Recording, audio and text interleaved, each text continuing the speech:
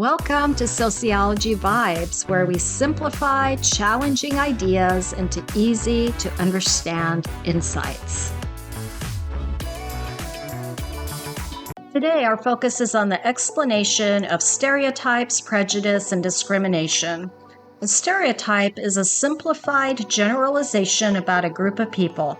It can be positive or negative, but either way, it ignores individual differences and leads to prejudice, discrimination, and perpetuates social inequalities. Stereotypes are learned through our interactions with agents of socialization, such as the media, religion, and even education and government, among other social institutions. Stereotypes are also learned through significant others, such as parents, teachers, and peers. They are reinforced by cultural traditions and a society's history.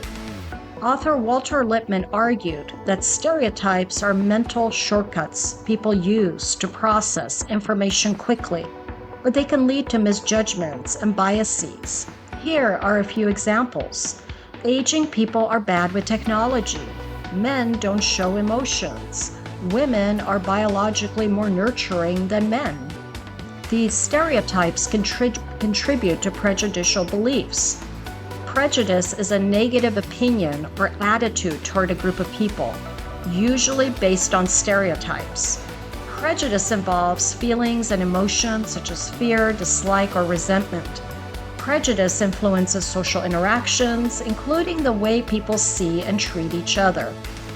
Believing that teenagers are rebellious even without knowing any. Thinking that a certain racial or religious group is dangerous. Assuming that people from a lower social class don't work hard. Prejudice is not based on facts or realities. Rather, it comes from biases and stereotypes that people learn, including dominant cultural ideologies, policies, and behaviors that govern social institutions and organizations and interactions with people in our everyday lives.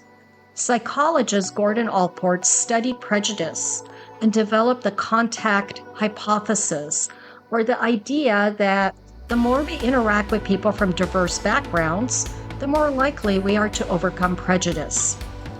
Discrimination is prejudice that turns into action. It's when someone is treated unfairly because of their race, gender, age, religion, or membership in a certain group or characteristics shared by a group.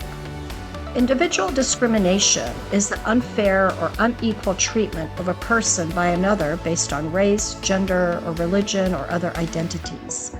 Institutional discrimination is unfair treatment targeted at a group and embedded into policies and practices of a specific organization, while structural discrimination is embedded in society, perpetuated and reinforced by social institutions. Racism, sexism, and ageism refer to the specific group targeted for unfair and unequal treatment.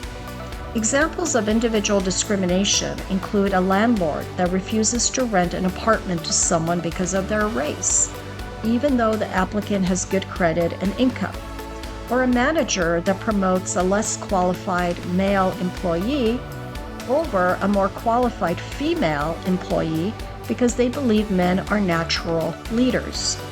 Examples of institutional discrimination include a bank practicing redlining lending policies that result in disproportionately denying mortgages to applicants who are from predominantly minority populations, or a school district allocating more resources, experienced teachers, and advanced programs to schools in wealthier neighborhoods while underfunding schools in lower-income minority neighborhoods.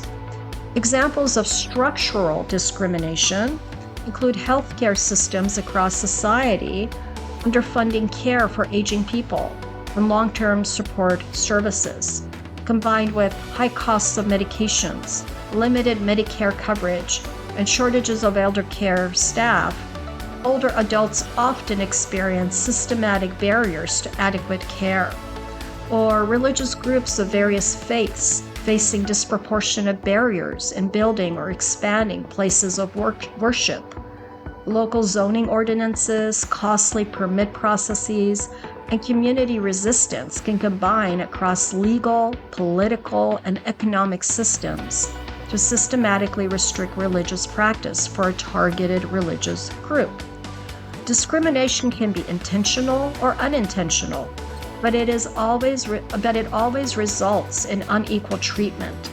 It's important to keep in mind that stereotypes can lead to prejudice, and prejudice can lead to discrimination. When we notice patterns of discrimination, we begin to see how social forces shape daily interactions, from who gets promoted at work to whose voices are taken seriously in conversations. This awareness not only helps us question stereotypes we've absorbed, but also helps us to create welcoming environments in our own groups and communities. And that makes sociology worth exploring further, don't you think? Thank you for watching. Be sure to comment below with your thoughts, questions, or any topics you'd like us to explore next.